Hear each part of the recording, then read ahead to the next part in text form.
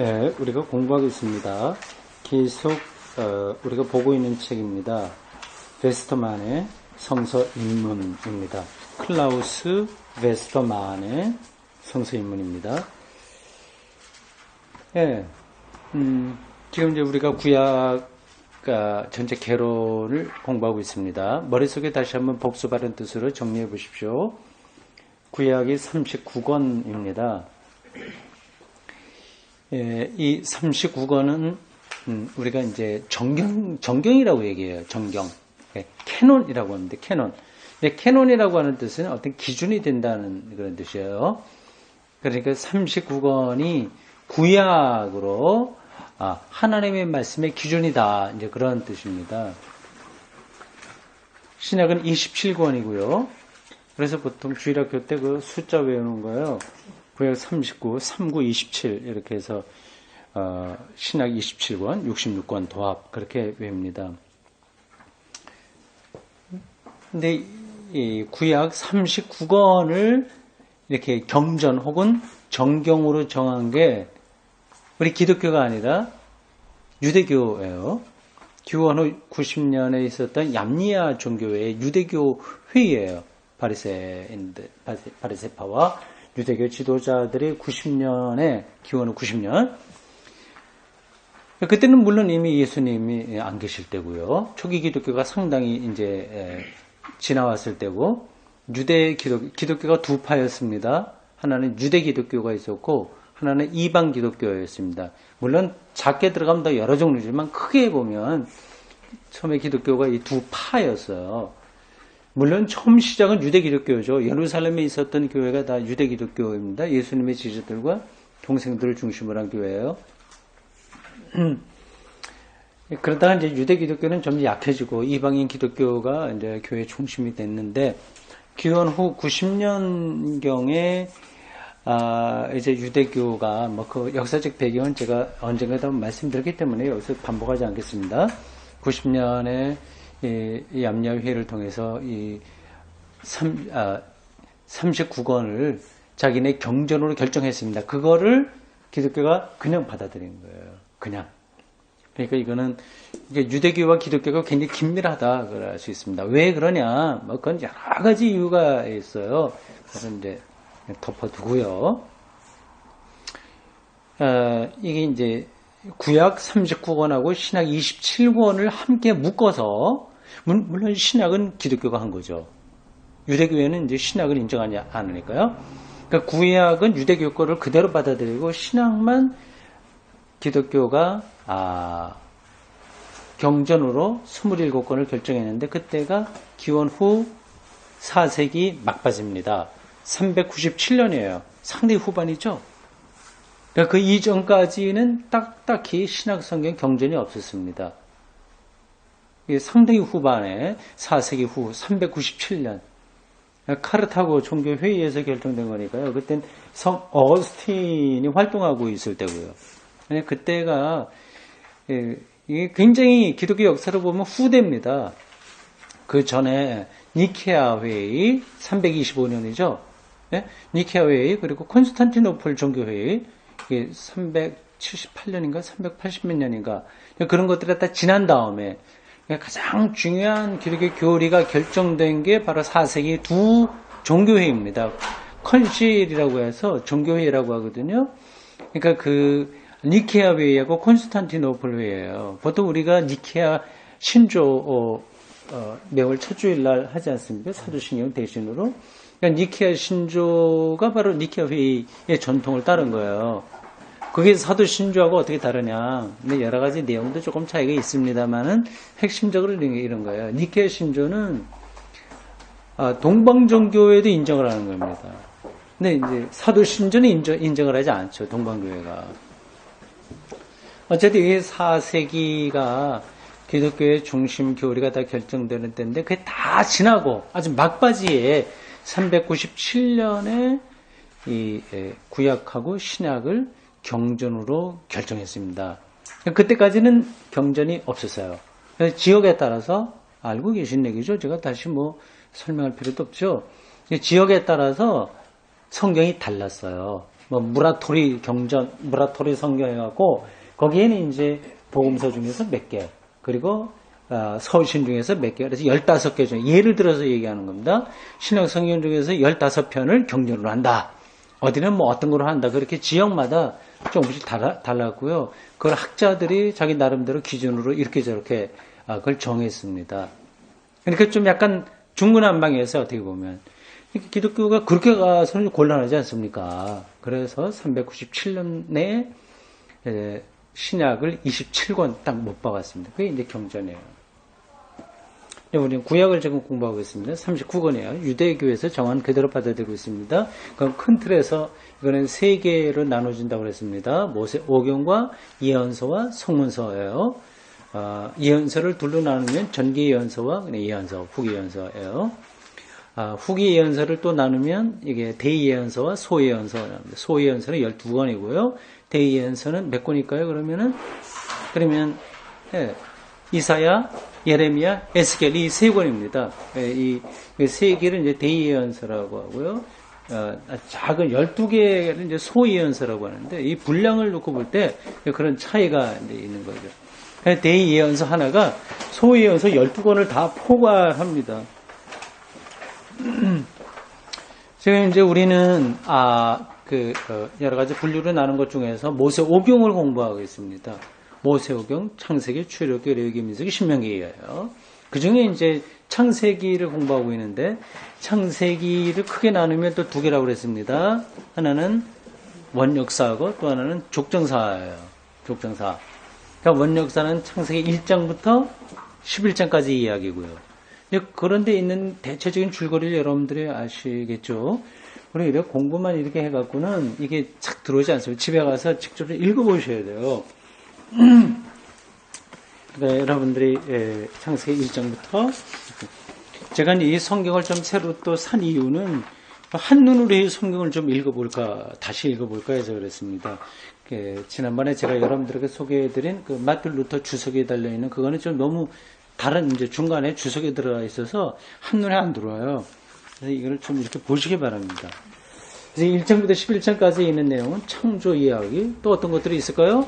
타락 이야기, 노아 홍수 이야기, 또 뭐가 있을까요? 홍수 다음에 당연하게 홍수를 면하지 않을 뜻으로 세운 바벨탑 이야기, 이런 것들이 있어요. 이게 이제 원역사라고 해서 하나의 하나의 신화적인 방식으로 그 어떤 역사의 근원적인 의미를 이제 제시했다고 하는 그런 겁니다. 그건 실질적인 역사는 아닙니다. 이스라엘의 역사는 족장사부터 시작하죠. 족장들의 이야기. 이스라엘 민족의 태도들이니까요. 그러나 더 엄밀하게 얘기하면 이 족장들 이야기도 역사는 아닙니다. 역사는 출애굽부터 시작한다고 볼 수 있습니다. 근데 그 출애굽부터 누가 보고 한 건 아니고요. 그것도 사실은 전승이죠. 굉장히 복잡합니다. 구약 성경이 어떤 전승들과 그 실질적인 역사가 같이 이렇게 연결되면서 예언자와 성서 기자들의 신학적 관점으로, 영적 감수성으로 하나님의 계시를, 하나님의 뜻을, 혹은 하나님의 약속을 진술한 거예요. 아주 굉장히 많은 자료들이 거기에 복합적으로 이렇게 들어 있습니다. 창세기 1장부터 11장까지는 족장사고, 원역사고, 12장부터 50장까지가 족장사입니다. 대표적으로 족장들 이야기는 몇 개라고 그랬죠? 세 가지.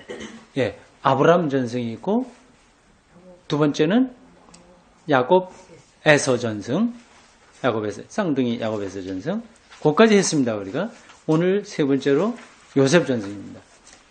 근데 이게 차례대로 그래. 아브라함, 이삭은 여기서 좀 빠졌어요. 이삭은 여기저기 걸쳐 있고, 이삭은 독립적인 전승이라고 보긴 힘듭니다. 그거는 아브라함 전승의 곁다리, 혹은 야곱에서 전승의, 하여튼 그거를 위해서 이렇게 약간 토막으로 들어온 거예요. 그건 독립된 전승이라고 할 수 없습니다.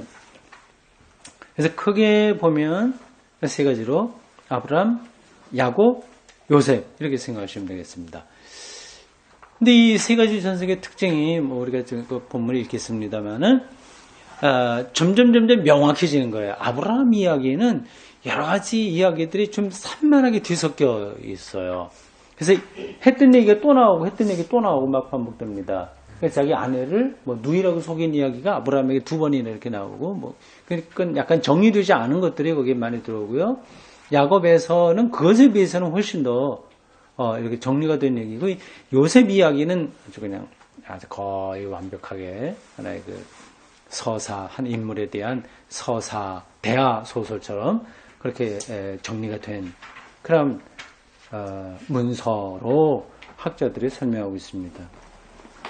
오늘 우리는 그 요셉 이야기를 보겠습니다. 요셉 하면 여러분들 어떤 생각이 납니까? 요셉의 꿈 뭐 그런 거 생각나죠? 예, 그리고 뭐 등등 여러 가지 있습니다. 보십시오. 68쪽입니다. 이미 지적한 바와 같이 아브람 설화에는 여러 개의 단일 설화들이 모여서 전체의 설화를 형성하는 반면에 야곱에서 설화는 훨씬 더 분명한 한 개의 단위를 형성한다. 그러나 요셉 설화는 37장으로부터 50장에 이르기까지 머릿속에 정리해 두세요. 37장부터 50장까지에 이르기까지 결코 끊기는 일이 없이 연속적으로 흘러내려가는 하나의 연속적 설화로 나타난다. 이 설화는 마치 쇠사슬과도 같아서 37장에 나타난 형제간의 투쟁에 관한 이야기로부터 50장에 나타난 극적 화해의 이야기에 이르기까지 한 줄로 꿰어 있다. 그러므로 요셉 설화는 연속성이 있는 하나의 소설이 되어버렸다. 50장 그 마지막 구절에 나오는 이야기는 요셉의 죽음입니다. 그러니까 딱 요셉 이야기가 정확하게 거기에는 정리가 된 거예요. 그 요셉에 앞서서 야곱이 죽습니다만은 하여튼 요셉 이야기, 요셉이 죽는 것으로 끝납니다. 오경 전체에서 요셉 설화가 담당한 기능은 족장들이 유랑하다가 마침내 정착하게 된 그 가나안에서 있었던 일과 그리고 그들이 애굽에서 겪었던 민족 역사와 연결시켜주는 일을 하는 것이다. 그렇죠. 예. 가나안 땅하고 그 애굽 땅까지의 연결, 여기에 아주 촉매 역할을 한 사람으로 등장하는 이가 바로 요셉입니다. 이 설화는 족장들이 어떻게 해서 애굽으로 내려갔는가 하는 물음에 대답을 주고 있다. 예, 그게 이제 이 요셉 설화의 첫 번째 단락입니다. 이 물음에 대한 대답의 서두는 야곱이 기근 때문에 애굽으로 이사했다고 하는 말로 나타난다. 야곱이 어떻게 애굽으로 갔느냐라는 질문에 대해서 요셉 설화는 야곱 여러분 측엔 야곱 이로 되어 있죠. 야곱 이가 아니라 야곱의라고 해야 되고 토시가 틀린 것 같습니다. 야곱의 막내 아들이 형제들 때문에 애굽으로 팔려갔다. 이게 요셉 이게 야곱의 막내 아들은 아니죠. 막내 아들은 베냐민이죠. 근데 왜 여기 막내 아들이라고 되어 있을까요? 기억하세요? 지난번에 한 번 얘기했는데 막내 아들이라고 그랬을까요? 원래는 요셉이 막내로 원래 전승은 요셉이 막내로 되어 있는데 이 베냐민은 나중에 거기에 그 12지파를 설명하기 위해서 그렇게 들어간 걸로 포함됐기 때문에 이렇게 야곱의 막내 아들 뭐 그렇게 설명하고 있는 겁니다. 애굽으로 팔려갔다. 거기서 그는 요직에 앉게 되었고 후일 야곱을 거기로 오게 했다고 하는 식으로 설명한다. 야곱이 어떻게 애굽으로 가게 되었는가 하는 것을 유일하게 말해주는 이 이주 설화로부터 고대 역사가들은 각 설화들을 각각 독특한 특징을 가지고 있는 독립적인 설화이면서도 동시에 포괄적인 설화로 그려냈다. 그렇죠. 예. 독립적이면서도 같이 연결되는 것으로 그 설화들을 이렇게 편집했다고 볼 수 있어요. 다 흩어졌던 것들을 하나의 그 맥락을 통해서 연결시켰습니다. 창세기 어떤 부분도 이 요셉 설화보다 더 실감나는 건 없다. 이 이야기는 야곱의 집이라고 하는 조그만 부족 안에서 발생한 형제 간의 분쟁에 관한 이야기로부터 시작된다. 굉장히 드라마틱하죠. 이런 분쟁의 결과 그러니까 야곱에서도 분쟁을 했어요. 예. 그런 것들이 족장설화에는 계속 나오네요. 예. 아브라함에게는 분쟁이 있었나요? 없었나요? 아브라함 설화에도 있죠. 그 아내들 사이에도 분쟁이 있었고 조카하고도 분쟁이 있고 뭐 그런 예. 분쟁을 어떻게 극복하냐 그런 것들이 그 안에 숨어있는 이야기라고 할 수 있습니다. 야곱 집안 안에 야곱의 아들들 사이에는 분쟁, 형제들끼리도 시기하고 팔고 이런 것들이거든요. 아주 자세하고 길게 설명하고 있는데 이 이야기는 연로한 아버지의 비탄에 잠긴 애가 슬픈 이야기에서 처음으로 그 절정에 다다른다. 둘째 무대는 애굽으로 옮겨져서 요셉이 거기서 바로의 장관들 중에 하나로 높임을 받게 된다고 하는 것을 설명한다. 그 어떤 드라마틱한 과정을 통해서 보디발의 아내와의 어떤 그 오해받고 뭐 감옥에 들어가서 뭐 이렇게 술 빚는 장관 그리고 떡피는 장관 시종들 그 사람들 꿈을 해몽해주고 등등 해서 결국은 우리가 보통 국무총리라고 하는 그 직에 오른다고 하죠. 1인지하 만인치상의 자리에 올라갑니다. 그게 재미있게 설명되어 있습니다. 세 번째 무대는 첫째 무대의 주제를 한 번 더 끌어들여서 요셉의 형제들이 기근 때문에 애굽으로 오지 않으면 안 되었다는 상황을 묘사한다.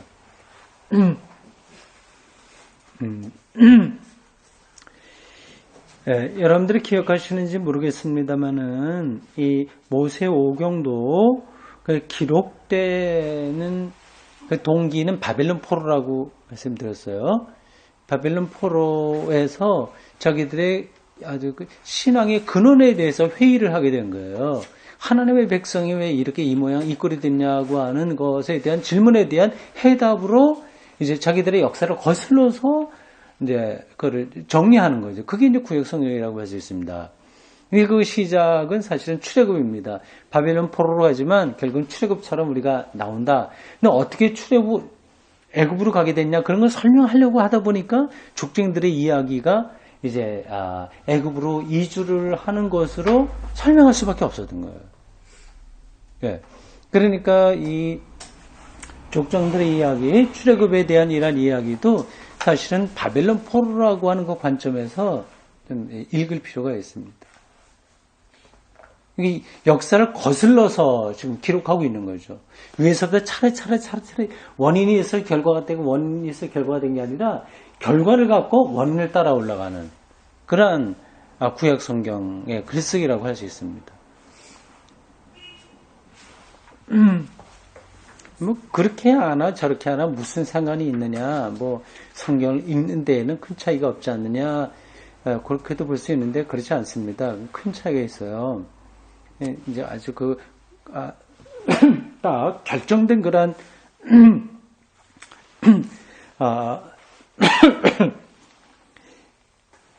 그 원인에 의한 결과로 이렇게 가게 되면 이제 이게 성경이 이제 뭐 이연령 비연령이라고 할까 그렇게 모든 걸 짜 맞추는 식으로 해석될 수밖에 없죠.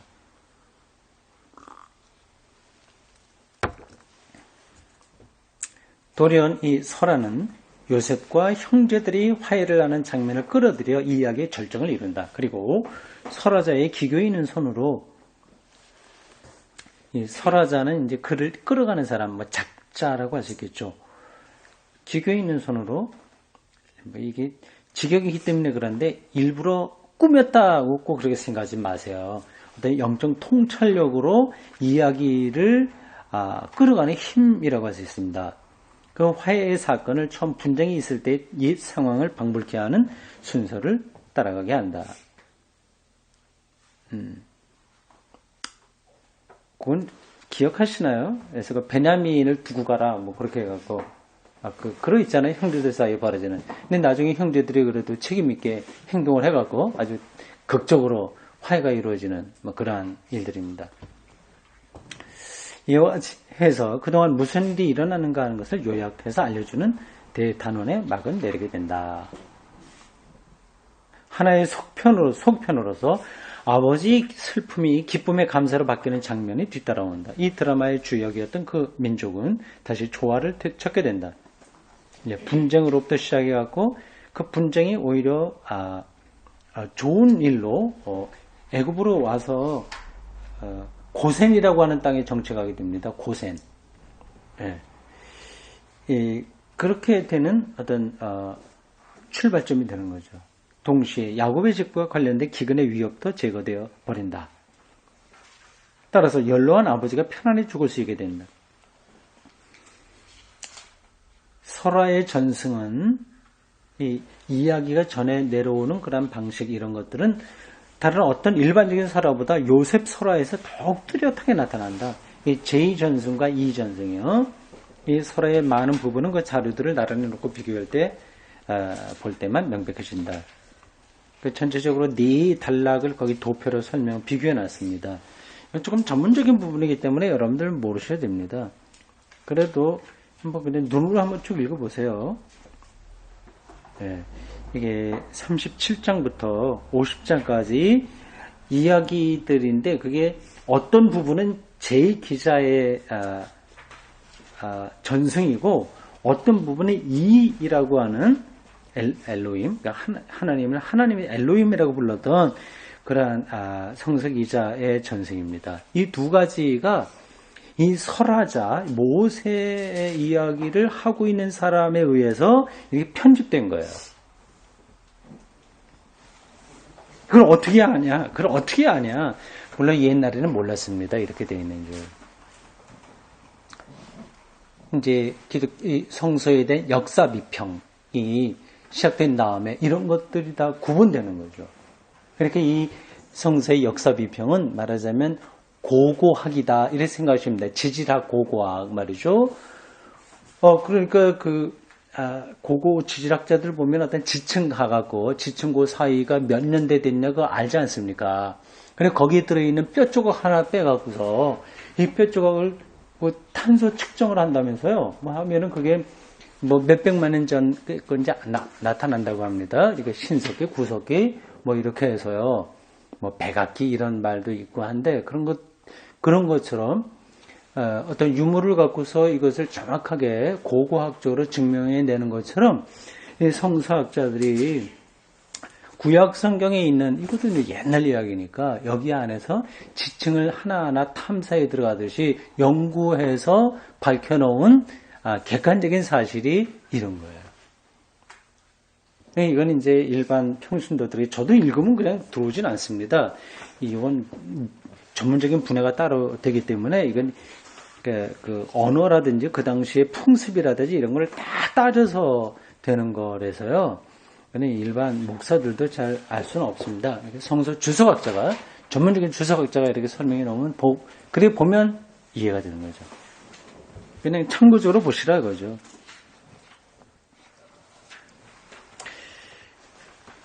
그 단락 끝 부분 보십시오. 그 다음 단락 다음이에요. 도표 다음이에요. 도표는 뭐 더 이상 볼 거 없습니다. 본래 요셉 설화에 속하지 않았던 장이 37장에서 50장까지가 요셉 설화인데 원래는 요셉 이야기에 속하지 않았던 것이 두 개가 있다고 하네요. 하나는 이제 이거 읽다 보면 게 나타납니다. 그건 우리가 읽더라도 왜 갑자기 이런 얘기가 들어왔지? 그게 보이거든요. 38장입니다. 하나가 유다와 다말에 관한 이야기예요. 다말은 이제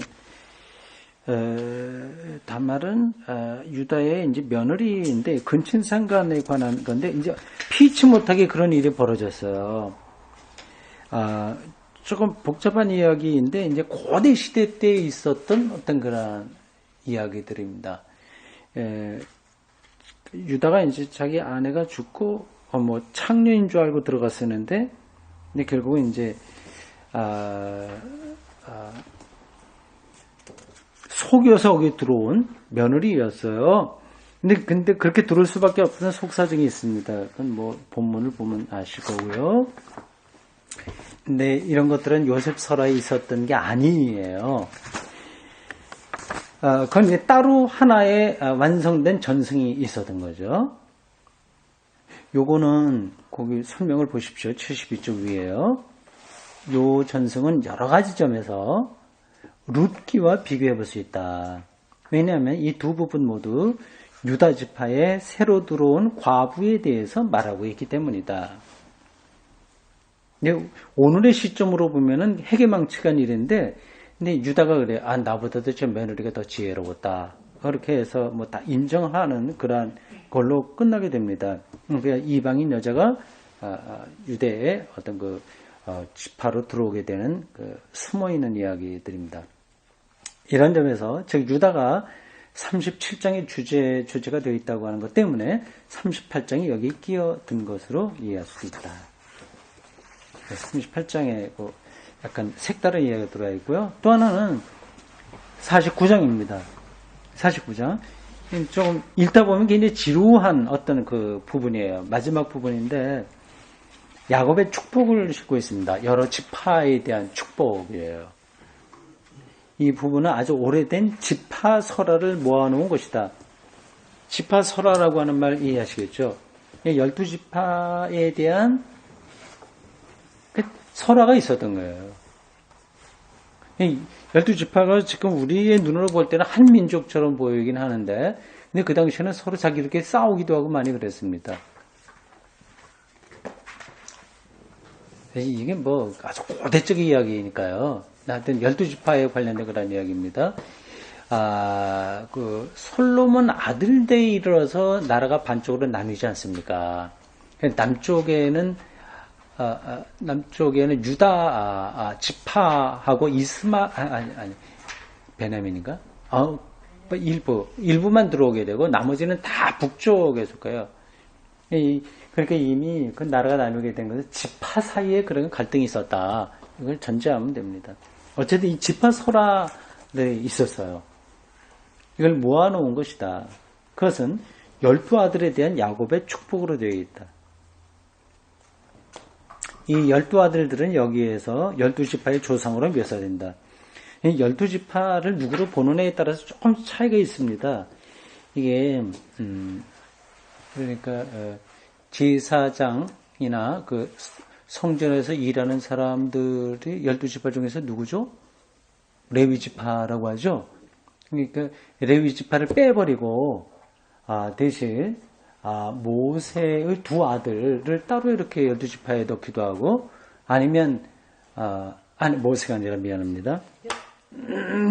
요셉의 두 아들 이렇게 넣기도 하고, 아니면 요셉을 하나로 치고 레위를 넣기도 하고. 그래서 12지파가 약간씩 구약 성경에서 차이가 있어요. 어떻게 넣느냐에 따라서 구분이 좀 달라집니다. 네. 서로 다른 지파의 특성들을 이 이야기 안에서 뽑아낼 수 있다. 야곱의 축복이라고 하는 형식을 담고 있는데, 그걸 잘 들여다보면 그 지파의 특징들이 나타난다고 하는 거죠. 그 전성들이 많이 있었던 거를 이 요셉 설화를 이제 작성하고 있는 그 이야기꾼이 그걸 끌어들여서 여기다 넣은 겁니다. 이리하여 우리는 그들이 이스라엘 민족으로 형성되기 이전의 지파 생활과 지파 역사를 여기서 관찰할 수 있다.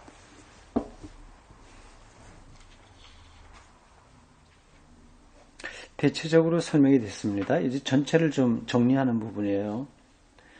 전체의 설화를 이해하기 위해서는 요셉 설화예요. 요셉의 전체된 설화를 이해하기 위해서는 이 설화의 두 흐름을 나란히 비교해 보는 것이 중요하다. 제2와 2에 나타난 중심 주제는 동일하지 않기 때문이다. 이것도 전문적인 이야기라서요. 우리가 좀 따라가기는 어렵습니다. 그러나 그런 게 있구나, 그런 정도로만 여러분들이 아셔야 됩니다. 그 도표에 나와 있습니다. 왼쪽이 제2고 2가 오른쪽입니다. 제2는 야훼라고 하나님을 부르는 저자인데, 굉장히 이야기를 아주 재밌게 쓰는, 그러니까 뭐라고 얘기해야 되나요? 아주 그를 이제 이야기꾼으로 이렇게 이야기꾼처럼 말씀을 풀어간다면 이 기자는 조금 신학적이다. 그런 특징들이 있습니다. 이러한 사건들이 실제 어떤 방법으로 일어나는가를 설명하는 데서 제이는 거기 나와 있네요. 이 사건들을 자세하게 기술하는 반면에 이는 주요 경향을, 어떤 흐름을 쭉쭉 그냥 따라가면서 기술한다. 그래 적는다. 따라서 이의 중심 주제는 제이와는 다른 방법으로 관찰되어야 된다. 글쓰기의 어떤 관점이 다르다고 하는 거죠. 이는 해석을 붙인 결론으로 그 설을 끌고 간다. 50절, 20절을 인용했네요. 당신들은 나를 해치려 하셨지만 하나님은 그것을 선으로 바꾸사 오늘날처럼 많은 사람을 살리기 위함입니다. 신학적 해석인 거예요. 그러나 이제 그것에 반해서 제 기자는 그냥 이야기를 자세하게 이렇게 끌어간다. 볼 수 있어요. 45장 5절에서 7절에 나타난 비슷한 구절과 비교해보라. 이 두 개의 말씀에서 인간의 행위와 신의 행위가 잘 대조되고 있다. 그리고 그 전체 설화는 하나님 찬양으로 가득 차 있다. 해석, 지금 이 전승을 얘기하는 겁니다. 이 전승. 이제 신학적이고 해석을 하고, 어떤 경향, 관점을 이야기하는 겁니다. 즉, 하나님은 놀라운 방법으로 인간이 부패하게 한 것을 새롭게 변화시키고 있다. 훨씬 더 신학적이다. 이렇게 볼 수 있겠네요. 이와 반대로 제이는 신의 행위와 인간의 행위를 구별하지 않고, 이는 그런 구별한다는 뜻이죠. 이는 하나님을 찬양하는 거예요. 구별하지 않고 오히려 하나님 행동이 인간의 행동을 통해서 완성되는 것을 놀라움을 가지고 바라보고 있다. 그는 전체 설화의 중심 주제를 일반적인 진술로 묘사하지 않는다. 그는 제이예요. 유다가 비난의 추궁을 받을 때 책임 있는 형으로서 하나님이 당신의 종들의 허물을 발견하셨사오니 라고 말하는 때의 그 절정을 통해서 이 설화를 설명 없이 그대로 내어놓는다. 요셉에게 제기한 탄원 속에서 유다는 자기 자신이 그 형벌을 또 맡아야 한다는 생각을 해낸다. 이와 같은 옛날의 허물에 대한 인정이 요셉으로 움직여서 화해로 끌어간다. 이렇게 하여 야곱의 가정에 있었던 부조화가 다시 회복되었다. 이러한 방법으로 제이는 하나님의 놀라운 행위를 나타냈다. 이와 제이의 차이를 얘기했는데 어렴풋이 좀 따라갈 수 있겠죠? 대충 이거는 학자들이 그렇게 이야기하는 부분이 있구나 아시면 되겠습니다. 우리가 그런 거를 다 구분하면서 성경을 읽을 수는 없죠. 마지막 단락입니다. 꼭 같은 사건에 대한 요셉 설화에 대한 똑같은 이야기를 하면서 똑같이 이야기하고 있는 두 설화를 나란히 대조해 봄으로써 그 자료들이 하나님의 행위를 나란히 증거하고 있음을 깨달을 수 있다. 그러니까 복음서도 조금 차이가 있잖아요. 요한복음은 훨씬 신학적이고 변증적이고 해석적이고 반면에 마가복음은 그냥 예수님에 대해서 있는 것을 그냥 짤막짤막하게 이렇게 설명한다고 하는 차이가 있어요. 그런 것처럼 제2기자와 2기자가 그런 차이가 있지만 그러나 결국은 양쪽 다 하나님의 행위를 증거한다. 우리가 비교해보면 알 수 있다 하는 거죠. 두 권 모두 하나님이 장차 그의 백성을 어떻게 다루실 것인가를 묘사해 주고 있다. 네, 여기까지입니다. 요셉 설화 이야기였습니다. 창세기 37장부터 50장까지입니다. 여러분들도 집에 가서 꼭 한번 성경 한번 확인해서 보셔야 공부가 될 겁니다. 제가 오늘 사가져온 성경이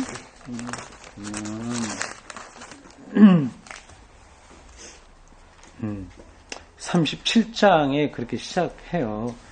이게 딱 표시가 나요. 36장에서 37장 사이는 표시가 난다. 36장에는 족장들의 후손, 에서의 후손, 세일의 자손들, 에돔의 왕들, 그런 거 쭉 사람 이름 나열되어 있어요. 37장부터 새롭게 요셉과 그 형제들에 대한 이야기가 재미있게 이렇게 전개됩니다. 그렇게 하고 쭉 나와서 마지막 50장에서 50장 26절 마지막 절인데 이렇게 끝나요. 요셉이 110세의 죽음에 그들이 그의 몸에 향재료를 넣고 애굽에서 입관하였더라. 그 앞에 죽었던 야곱은 그 시체를 제 고향으로 데리고 왔습니다. 긴 행렬을 통해서. 근데 이 요셉은 거기서 그냥 죽었어요. 그러니까 미라를 했을까요? 어떻게 했을까?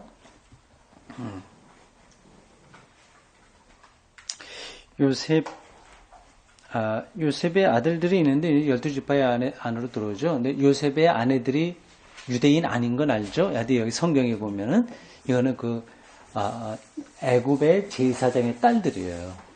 그래서 이렇게 보면 이제 그런 걸 하나하나 트집 잡기 시작하면 바로 그 이방인 여자들하고 결혼하지 말라고 하는 말씀들이 많이 있는데 왜 이 요셉이 이방인 그것도 제사장 애굽 제사장의 딸들을 들여 결혼해서 거기서 난 아들들을 유대인 지파 12지파에 들어오게 했다고 하냐. 그런 복잡한 이야기도 있습니다. 근데 이거는 아직 이제 그걸 본문에 이야기하려고 하는 것이 아니고 하여튼 족장들이 어떻게 유대 후손들이 유대인들이 어떻게 가나안에서 애굽으로 와서 살게 됐느냐 그걸 설명하는 거기 때문에 이런 부분적인 어떤 원래 유대인 전통이 아닌 것들이 그냥 자연스럽게 들어와 있습니다. 일단 그들이 와야만 그 다음에 출애굽 사건이 해명되는 거죠. 네, 궁금한 거 있으면 말씀해 주세요.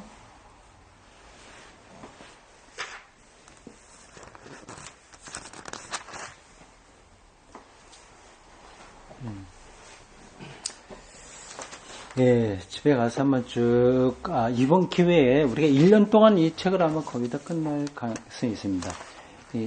우리가 진도 나가는 거하고 비슷하게 성경 본문을 한번 읽어보십시오. 이럴 때 한번 일독한다는 생각으로 꼼꼼하게 다 못 읽더라도 최소한도 장 안에 차례나 이런 것만이라도 우리 공부하는 걸 해서 따라가게 되면 구약 성경 전체가 우리 머릿속에 일종의 이거는 설계도예요. 집을 지을 때 설계도 있지 않습니까? 그런 것처럼 들어오게 되죠. 기도하겠습니다. 주님, 오늘 이렇게 수요일 저녁, 오늘 하루 종일 마치 봄처럼 따뜻한 날을 지나고 이렇게 공부했습니다. 우리가 하나님의 말씀을 더 잘 이해하기 위한 기초 작업입니다. 우리들에게 이러한 공부를 통해서 하나님의 말씀의 실체적인 내용으로 더 깊이 들어갈 수 있도록 인도해 주옵소서. 우리들의 모든 삶의 형편을 주님께서 아십니다. 우리의 부분들을 성령께서 지켜주시옵소서. 예수님의 이름으로 기도드리옵나이다. 아멘.